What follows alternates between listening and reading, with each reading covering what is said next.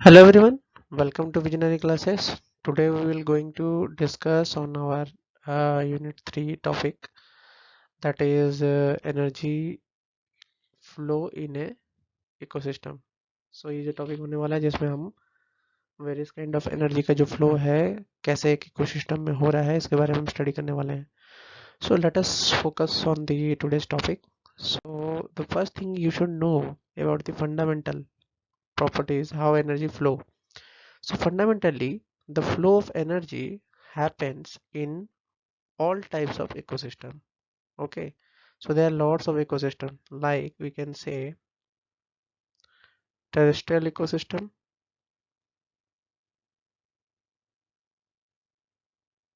ठीक है, जो कि आपके लैंड पे दिखता है. एक्वेटिक इकोसिस्टम, जो कि आपके वाटर बॉडीज में दिखता है. Okay. So there are lots of ecosystem. तो every ecosystem has a particular kind of flow of energy. ठीक है. So the movement of energy through these series of organism in an ecosystem is called as energy flow in a ecosystem. ठीक है. तो energy means होता है ability to do work and flow means कि energy का flow किस तरीके से एक इकोसिस्टम में हो रहा है. तो मूवमेंट को हम एनर्जी बोलेंगे. अब एनर्जी कहाँ से कहाँ फ्लो करेगी, क्योंकि ऑर्गेनिजम्स हैं, एक ऑर्गेनिज्म दूसरे ऑर्गेनिजम्स पे फूड के लिए डिपेंडेंट होता है. तो इस वजह से क्या होता है कि जो मूवमेंट ऑफ एनर्जी होता है वो फ्लो होता है. तो उसको हम एनर्जी फ्लो इन इकोसिस्टम बोलते हैं. Okay. So then we know that कि most of the energy flow happens from a producer to consumer, and it is unidirectional in nature, which takes place from one trophic level to next trophic one. ठीक है. तो यहाँ पे दो terms आपको याद करना है. एक है प्रोड्यूसर, जो कि फूड प्रोड्यूस करते हैं अपने आप से. ठीक है. और दूसरा है कंज्यूमर, जो कि प्रोड्यूसर के ऊपर कंज्यूम करके अपना फूड एनर्जी जो होता है उसको गेन करता है. ठीक है. तो सबसे पहली बात तो इसने बताया प्रोड्यूसर कंज्यूमर के बारे में. दूसरा चीज बताया कि ये यूनिडायरेक्शनल इन नेचर होता है, मतलब प्रोड्यूसर से कंज्यूमर जाता है, कंज्यूमर वापस प्रोड्यूसर को फूड और एनर्जी नहीं दे सकता है. ठीक है. तो एनर्जी का जो पिरामिड होता है वो हमेशा अपराइट होता है. ठीक है. कभी भी इन्वर्टेड नहीं होगा. ठीक है. एनर्जी का जो पिरामिड है कभी भी इन्वर्टेड नहीं होता, उल्टा ट्रायंगल नहीं पिरामिड नहीं बनेगा, सीधा पिरामिड बनेगा. ठीक है. तो ये चीज समझ में आए? तो अगर मैं बात करूं, जो प्राइमरी कंज्यूमर प्रोड्यूसर होता है उसके पास 100% की एनर्जी आती है, क्योंकि डायरेक्टली सन से आती है. तो प्राइमरी कंज्यूमर के पास क्या होता है कि उसका 10% डिक्रीज होके क्या हो जाता है, वो 10% तक पहुंच जाता है. फिर क्या होता है कि सेकेंडरी में फिर से वो 10% डिक्रीज हो जाएगा, 1% हो जाएगा. फिर जो बड़े कार्निवोरस है उनके पास अगर पहुंचेगा तो तुम्हारा 0.1%, सेकेंडरी कार्निवोरस के पास पहुंचेगा 0.1%. तो how much you travel in a trophic level, it will definitely decrease the energy content of that trophic level. Okay. So यहाँ पे आप दो चीजें देख सकते हो कि एक डिकम्पोजर वाला चेन ऑल्सो प्रेजेंट है. ठीक है. क्योंकि primary producer, primary consumer, secondary consumer and आपका जो कार्निवोरस है, प्राइमरी एंड सेकेंडरी कार्निवोरस या प्रेडेटर है, वो सबके सबका डेथ होता ही है. ठीक है. और इन सबका डेथ होता है तो उसको कौन खाता है, डिकम्पोजर्स. अब डिकम्पोजर्स क्या होता है, जो बैक्टीरिया एंड ऑर्गेनिजम्स होते हैं जो कि आपके सेल्स को डिग्रेड करते हैं आफ्टर योर डेथ. ठीक है. तो फिर से क्या होता है कि वो रिसाइकल होता है न्यूट्रन सारा का सारा, और फिर प्राइमरी कंज्यूमर के पास पहुंच जाता है. तो यहाँ पे दो तरीके की चीजें आपको दिख रही होंगी. एक है ग्रेजिंग फूड चेन, जिसमें जो होते हैं कि जो ग्रेज करके खा रहे होते हैं. एक होता है तुम्हारा डेट्रिटस फूड चेन, जिसमें आपका डिकम्पोजर होता है. ठीक है. बाकी आपको हर जगह पे दिख रहा होगा कि एनर्जी लॉस्ट हो रहा है in the form of heat. It is okay. Sun से एनर्जी आई, एनर्जी पिरामिड ऐसा बना, और बाकी कहानी आपको समझ में आ रहा है. So the what is the basic fundamental. ठीक है. तो एनर्जी जो फ्लो होता है इकोसिस्टम में वो ओबे करता है first law and second law of thermodynamics. Okay.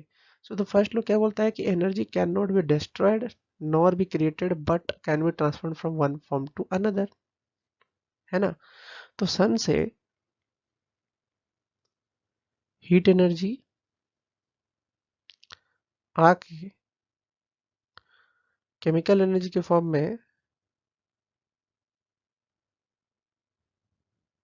Plant में स्टोर हुई, प्लांट ने फिर एनिमल्स को दिया। In this way it happens. ठीक है, तो ये इस तरीके से जो चेन बना है, इससे आपका क्या हो रहा है कि हीट एनर्जी केमिकल एनर्जी में कन्वर्ट हो रहा है, केमिकल एनर्जी फिर एनिमल के पास जा रहा है, एनिमल्स फिर उसको काइनेटिक एनर्जी के फॉर्म में कन्वर्ट करके अपने वर्क्स कर रहे हैं। तो एनर्जी जो हो रहा है इसमें कन्वर्ट हो रहा है। तो एनर्जी फ्लो भी जो होता है वो भी एनर्जी के कंजर्वेशन का जो क्राइटेरिया है उसको फुलफिल करते हुए फ्लो होता है। ठीक है, सेकंड लॉ क्या बताता है कि when energy is converted into different forms its capacity to perform useful work diminishes. ठीक है, तो क्योंकि जब इसका एक फॉर्म से दूसरे फॉर्म में कन्वर्जन होता है तब क्या होता है कि इसकी कैपेसिटी, जो एक्चुअल कैपेसिटी होती है काम करने की, वो उतनी नहीं रहती है, इसकी एफिशिएंसी थोड़ी कम हो जाती है। ठीक है, तो ये आपका जो फ्लो डायग्राम है इसमें आप समझ पाओगे कि सोलर एनर्जी जो है वो हीट दे के प्रोड्यूसर के पास पहुंच रहा है, प्रोड्यूसर क्या कर रहा है, केमिकल एनर्जी को फोटोसिंथेसिस से कन्वर्ट कर रहा है, जैसे कि बॉडी एक्टिविटीज के वजह से क्या हो रहा है, प्लांट्स के आपके हीट एनर्जी रिलीज हो जाती है, फिर आपका हीट चला जाता है हर्बीवोरस के पास ऑर्गेनिक फूड के फॉर्म में। ठीक है, फिर बॉडी एक्टिविटी होती है, फिर हीट रिलीज होता है। कार्निवोरस सेम चीज, chemical energy, body heat, heat release. ठीक है, फिर एक्सक्रीशन के फॉर्म पे निकलता है एनिमल्स के थ्रू से, डेथ के फॉर्म पे निकलता है और डिकम्पोज होता है, फिर भी हीट रिलीज होता है। तो हीट हर प्रोसेस में रिलीज हो रहा है। ठीक है, सोलर एनर्जी हीट में कन्वर्ट होते हुए हर एक ट्रॉफिक लेवल पे भी जा रहा है, और हर एक ट्रॉफिक लेवल पे जो ऑर्गेनिजम्स हैं वो भी अपने बॉडी के एक्टिविटीज के वजह से अपने आप का हीट जो है वो रिलीज कर रहे हैं। आया समझ में? तो ये जो प्रोसेस है ये आप अच्छे से समझ गए हो। आगे चलते हैं। तो नाउ वी कैन चे हम कंपोनेंट्स पढ़ेंगे।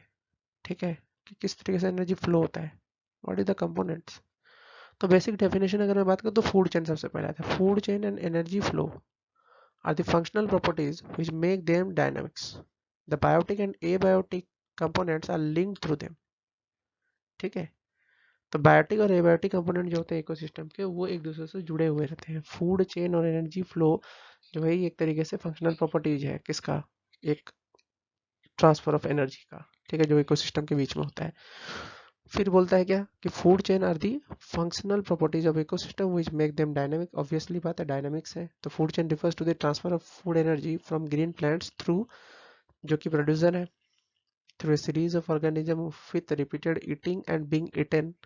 तो खुद भी वो खाते हैं प्रोड्यूसर को, और उनको भी फिर सेकेंडरी जो एनिमल्स होते हैं वो खा लेते हैं। तो यहाँ पे आप एग्जांपल के तौर पर लिख सकते हो, एग्जांपल के तौर पर ग्रास को कौन खा रहा है, ग्रास ओवर। ग्रास ओवर को कौन खा रहा है, फ्रॉग। फ्रॉग को कौन खा रहा है, स्नेक। स्नेक को कौन खा रहा है, ईगल।